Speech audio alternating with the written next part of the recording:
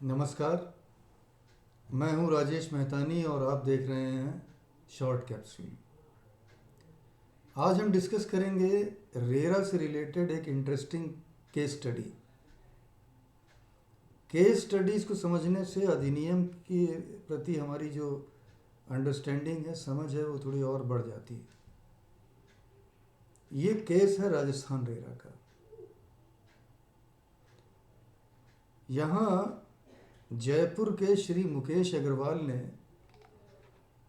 Rajasthan RERA में शिकायत की। किनके विरुद्ध? SNG real estate private limited, जो डेवलपर हैं, और इनके साथ 3 लोगों को और उन्होंने पक्षकार बनाया। श्री शशिकांत शर्मा और श्रीमती कुसुमलता शर्मा, ये दोनों लैंड ओनर्स हैं। और इसके साथ उन्होंने यूनियन बैंक ऑफ इंडिया को भी पक्षकार बनाया। उनकी शिकायत ये थी कि साहब, इन्होंने राजस्थान में सनराइज अपार्टमेंट्स में इन्होंने कुछ फ्लैट बुक कराए थे, जिसमें कि 38 फ्लैट बन रहे थे, जिसको जो रिस्पोंडेंट डेवलपर और रिस्पोंडेंट लैंड ओनर्स ये लोग मिलकर बना रहे थे कोलैबोरेशन में। और कंस्ट्रक्शन के बीच में ही प्रोजेक्ट को रिस्पोंडेंट बैंक, जो यूनियन बैंक है, एक्चुअली उस समय ये आंध्रा बैंक था, बाद में इसका मर्जर यूनियन बैंक में हो गया, तो यूनियन बैंक के पास इन्होंने मॉर्टगेज कर दिया। और बाद में जो रिस्पोंडेंट बैंक अर्थात यूनियन बैंक ने प्रोजेक्ट के लोन को रिकवर करने के लिए उस प्रोजेक्ट को टेक ओवर कर लिया। और रिस्पोंडेंट बैंक ने 38 में से 19 फ्लैट्स को ऑक्शन कर दिया, जिसमें 9 फ्लैट जो हैं वो कंप्लेनेंट्स के थे। अब कंप्लेनेंट्स की ये प्रेयर थी कि साहब, या तो हमारा पूरा पैसा जो भी यहाँ जमा किया गया विद प्रेस्क्राइब्ड इंटरेस्ट वापस कर दिया जाए, या फिर हमको कोई सब्सिट्यूट फ्लैट हमको दे दिए जाए। ये प्रेयर थी। तो ज़रा इसका बैकग्राउंड, ज़रा पृष्ठभूमि, ये केस कैसे हुआ, इसको समझते हैं। एक्चुअली 2016 में जो रिस्पोंडेंट डेवलपर और रिस्पोंडेंट लैंड ओनर्स, इन्होंने रिस्पोंडेंट बैंक, यूनियन बैंक वर्तमान में, तत्समय आंध्रा बैंक, इनसे संपर्क किया और 15 करोड़ रुपए का लोन उन्होंने सैंक्शन करा लिया। और उन्होंने इस प्रोजेक्ट को मॉर्टगेज कर दिया, रिस्पोंडेंट बैंक के पास गिरवी रख दिया, बिना ये बताए कि इसमें से कुछ फ्लैट्स का अलॉटमेंट हो चुका है।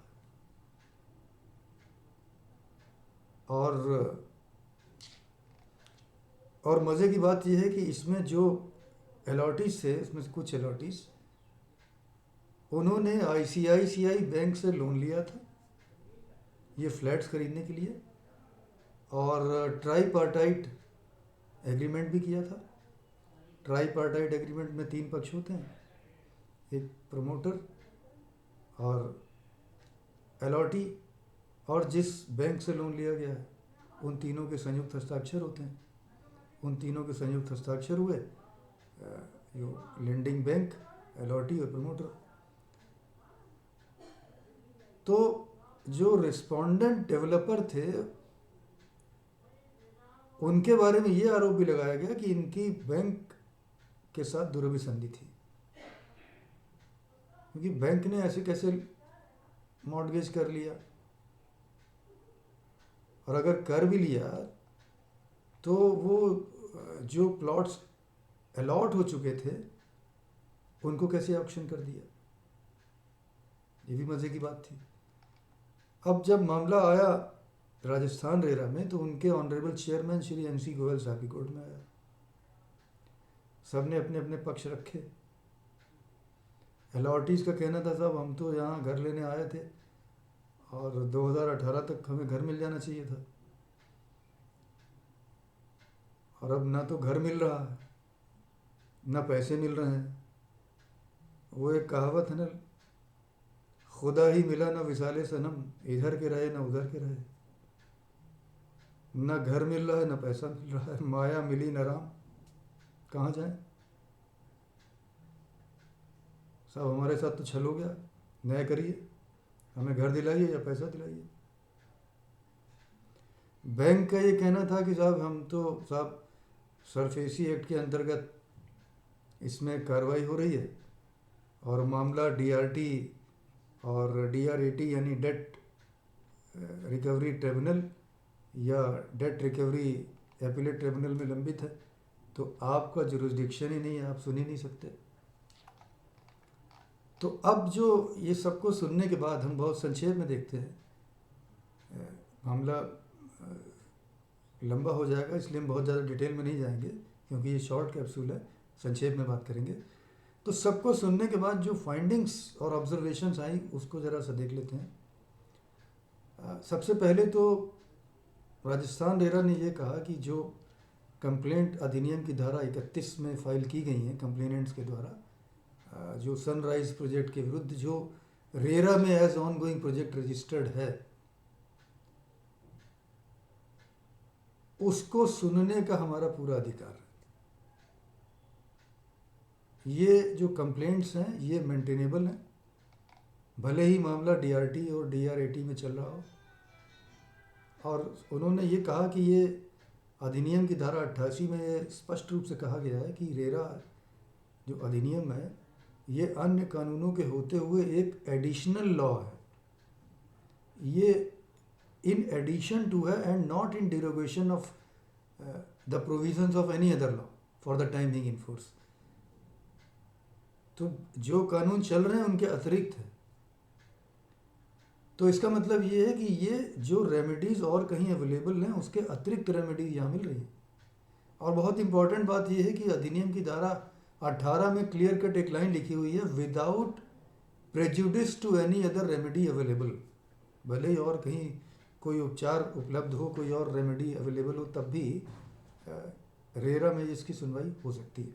और दूसरी बात यह है कि दूसरी जगह होम बायर्स नहीं गए थे, वो तो उनमें आपस में झगड़ा झंझट चल रहा था ना, यानी कि जो डेवलपर, प्रमोटर और बैंक, उनमें आपस में विवाद है। होम बायर्स तो वहाँ गए नहीं सरफेसी एक्ट में, तो होम बायर्स तो रेरा में आए, तो इसलिए इनको सुनने का हमारा पूरा अधिकार है। होम बायर्स के हितों की रक्षा हम अवश्य करेंगे, भले ही कोई और रेमेडी अवेलेबल हो। तो उन्होंने अंत में ये कहा, 3-4 बहुत महत्वपूर्ण बातें कही। सबसे पहली बात तो आपने सुन ली कि पूरा जुरिस्डिक्शन है कंप्लेंट सुनने का। और एक मज़ेदार बात ये कही कि अधिनियम की धारा 2ZK के अनुसार अब क्योंकि बैंक ने टेक ओवर कर लिया है, इसलिए रिस्पोंडेंट बैंक अर्थात यूनियन बैंक ऑफ इंडिया को ही अब प्रमोटर माना जाएगा और प्रमोटर के जितने भी दायित्व अधिनियम की धारा 11 में दिए गए हैं वो सब अब यूनियन बैंक ऑफ इंडिया को पूरे करने होंगे। वो ऑब्लिगेशन सब उनके हो गए क्योंकि अब वो प्रमोटर हो गए, क्योंकि उन्होंने टेक ओवर कर लिया, इसलिए अब वो प्रमोटर हो गए। और अधिनियम की धारा 11(4)G, 11 के तो पूरे ऑब्लिगेशंस हैं, 11(4)G में ये कहा गया है कि जब तक फ्लैट का फिजिकल पोजीशन अपार्टमेंट ओनर को और common areas, facilities and amenities का possession association of apartment owners को ना सौंप दिया जाए, तब तक वो जितनी आउटिंग्स हैं जिसमें कि मॉर्टगेज लोन इत्यादि भी शामिल है, वो सब प्रोमोटर को पे करना होगा। और अधिनियम की धारा 11(4)E में क्लियर कट कहा गया कि प्रोमोटर की जिम्मेदारी है एसोसिएशन ऑफ अपार्टमेंट ओनर्स के फॉर्मेशन कराने की, गठन कराने की, तो ये जिम्मेदारी भी है। इसके अलावा उन्होंने कहा कि जो रिस्पोंडेंट बैंक ने टेक ओवर किया और 19 फ्लैट्स को जो ऑक्शन कर दिया, ये अधिनियम की धारा 11 4H 11(4)H का क्लियर कट वायलेशन है और सेक्शन 15 का भी वायलेशन है। पहली बात तो ये है कि बैंक जो है वो जो फ्लैट्स अलॉट हो चुके हैं, डेवलपर ने अलॉट कर दिए हैं, उनको छीन नहीं सकता, भले ही उन्हें मॉर्टगेज क्यों ना कर दिया गया हो। दूसरी बात, क्योंकि फ्लैट इनकम्प्लीट है, प्रोजेक्ट इनकम्प्लीट है, जो और इनकम्प्लीट प्रोजेक्ट का ऑक्शन या पोजीशन नहीं हो सकता जब तक कि पूरा प्रोजेक्ट कंप्लीट ना हो जाए, जिसमें कि कॉमन एरियाज, फैसिलिटीज़ और एम्यूनिटीज़ भी शामिल हैं। तो पहले प्रोजेक्ट पूरा होना चाहिए और ये कॉमन एरियाज और फैसिलिटीज़ हैं ये भी पूरी होनी चाहिए, अर्थात पूरा प्रोजेक्ट कंप्लीट होना चाहिए। और इसकी जिम्मेदारी अब है रिस्पोंडेंट बैंक की, है ना इंटरेस्टिंग बात। अब रिस्पोंडेंट बैंक की जिम्मेदारी है, क्योंकि अब वही सेलर प्रमोटर हो गया और अब उनसे कहा कि साहब आप टाइम बाउंड मैनर में आपको पूरा कराने की आपकी जिम्मेदारी है। और दूसरी बात, जो पहले वाले प्रमोटर थे, अधिनियम के अनुसार वो किसी थर्ड पार्टी को प्रोजेक्ट हैंडओवर नहीं कर सकते जब तक कि वो 2/3 अलॉटीज का प्रायर रिटर्न अप्रूवल ना ले लें और इसके बाद अथॉरिटी का अनुमोदन ना ले लें। रिटर्न कंसेंट, देखिए दो बातें, अगर थर्ड पार्टी को उनको ट्रांसफ़र करना था जैसे कि बैंक को कर दिया, तो अधिनियम के अनुसार दो बातें पूरी होनी चाहिए थी कि 2/3 अलॉटीज की प्रायर कंसेंट, उनकी पूर्व लिखित सहमति, और उसके उपरांत अथॉरिटी यानी राजस्थान रेरा का अनुमोदन या अप्रूवल, ये करने के बाद ही थर्ड पार्टी अर्थात रिस्पोंडेंट बैंक को वो प्रोजेक्ट ट्रांसफ़र कर सकते थे, जो कि नहीं किया। अब उन्होंने कहा कि जो अथॉरिटी है राजस्थान रेरा, वो इस तरीके से किसी भी प्रोजेक्ट को अनंत काल तक इनकम्प्लीट नहीं रहने दे सकती। और दूसरी बात यह है कि जो टाइम ड्यूरेशन था, प्रोजेक्ट की डेट ऑफ कंप्लीशन वो बहुत पहले पूरी हो चुकी, निकल चुकी है। तो अधिनियम की धारा 8 के अनुसार अब ये प्रोजेक्ट पूरा करने की जिम्मेदारी या कराने की जिम्मेदारी राजस्थान रेरा की हो जाती है। एक बहुत महत्वपूर्ण बात उन्होंने और भी कही कि जो रिस्पोंडेंट बैंक है, उन्होंने जो ऑक्शन किया है 19 फ्लैट्स का, ये इरिवर्सिबल नहीं है, अर्थात रिवर्सिबल है, क्योंकि उसका कब्जा अभी तक जो ऑक्शन परचेजर है उसको नहीं दिया गया है और कोई कन्वेंस डीड या सेल डीड भी अभी तक एग्जीक्यूट या रजिस्टर्ड नहीं कराई गई है। किसके फेवर में? जो ऑक्शन परचेजर है।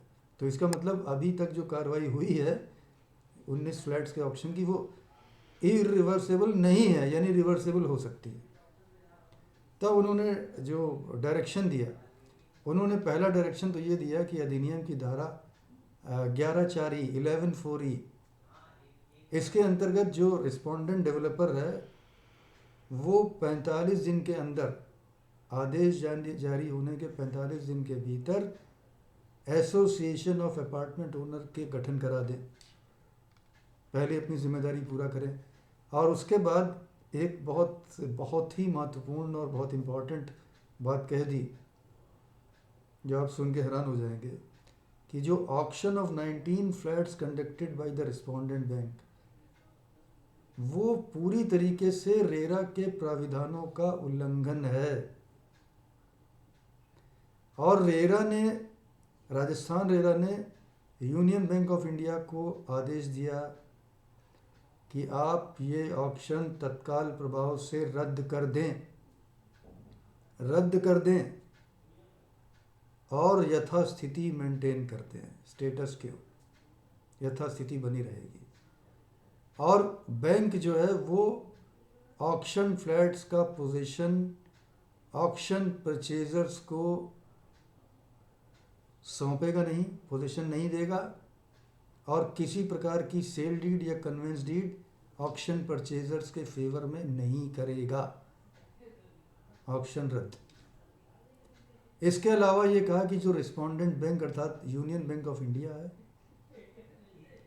वो इस आदेश के होने के 45 दिन के भीतर प्रोजेक्ट को रेरा अथॉरिटी के रजिस्ट्रार के पास हैंडओवर कर देंगे। रजिस्ट्रार को पोजीशन दे देंगे। किसके रजिस्ट्रार को? राजस्थान रेरा की अथॉरिटी को। और उसके बाद जो राजस्थान रेरा अथॉरिटी है वो एसोसिएशन ऑफ अलॉटीज़ को सबसे पहले, ऊपर कहा गया ना कि एसोसिएशन ऑफ अलॉटीज़ का गठन करें, एसोसिएशन ऑफ अलॉटीज़ को पहला ऑफर देंगे कि क्या आप प्रोजेक्ट पूरा कर पाएंगे। अधिनियम में यही व्यवस्था है।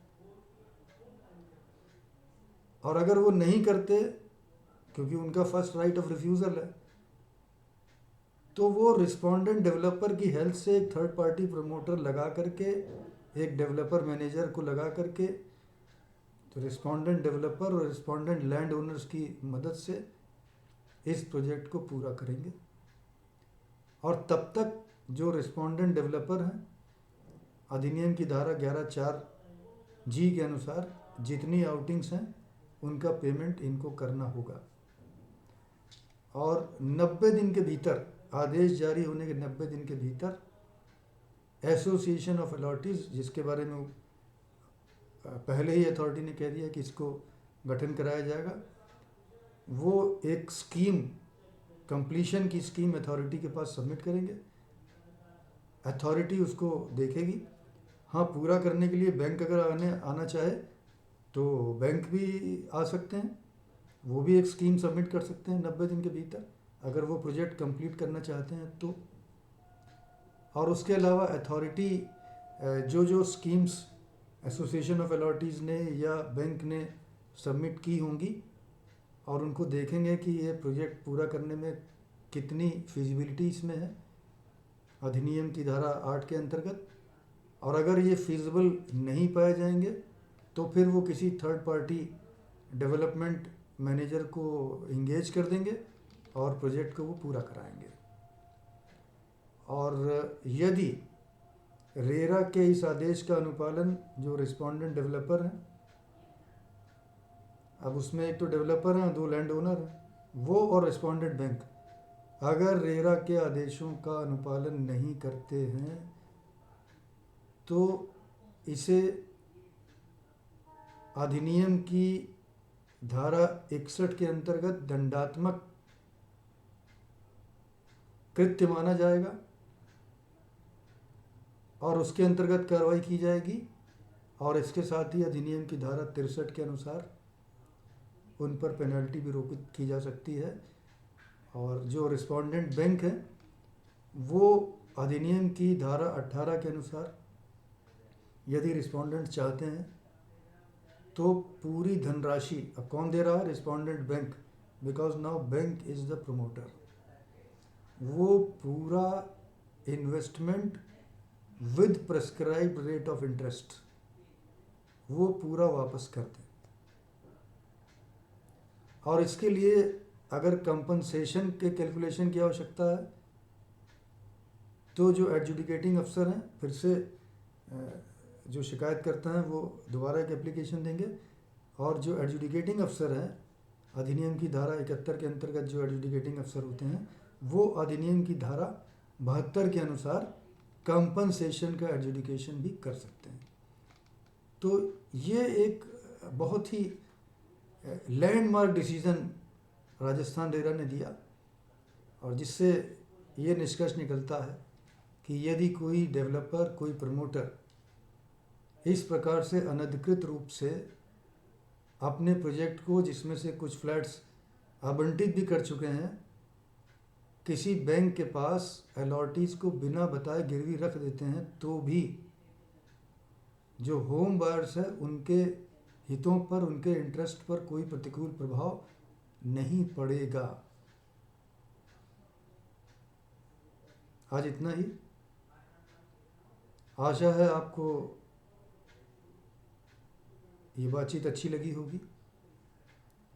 रेरा अधिनियम की ताकत का अंदाज़ा आपको हुआ होगा।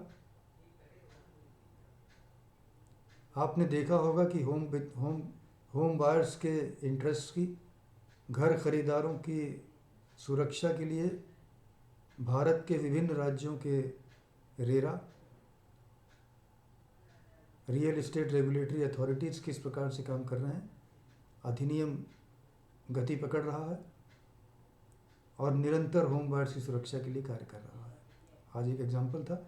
आने वाले दिनों में और भी केस स्टडीज़ हम देखेंगे। यदि आपको ये बातचीत अच्छी लगी हो और अब तक आपने मेरे चैनल को सब्सक्राइब न किया हो तो कृपया इसे सब्सक्राइब कर दें और मेरे वीडियो को अधिक से अधिक लाइक करना और शेयर करना ना भूलें, ताकि मेरी ये बातें अधिक से अधिक लोगों तक पहुंच सकें और अधिक से अधिक लोग इससे लाभान्वित हो सकें। आपने मेरा पूरा वीडियो अंत तक देखा, आपका आभार। बहुत जल्द अपनी अगली वीडियो में किसी नए विषय के साथ आपके साथ मुलाकात होगी। नमस्कार।